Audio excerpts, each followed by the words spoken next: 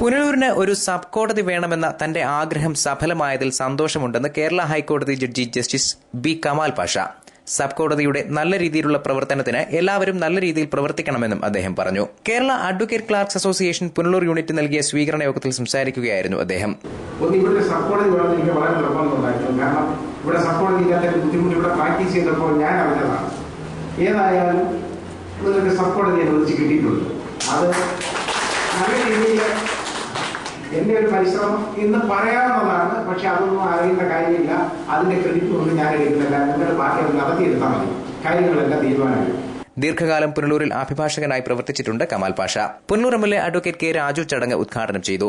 Kerala advocate clerks association Punalur unit president D Rajan Pillai അധ്യക്ഷനായി. KSEA കൊല്ലം ജില്ലാ vice president R Raju സ്വാഗതം പറഞ്ഞു.